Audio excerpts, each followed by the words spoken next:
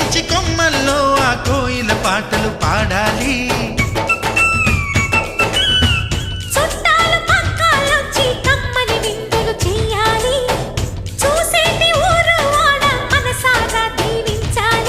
నలుగురు కలిసి చేతులు కలిపి మన కలలన్నీ పండించాలి.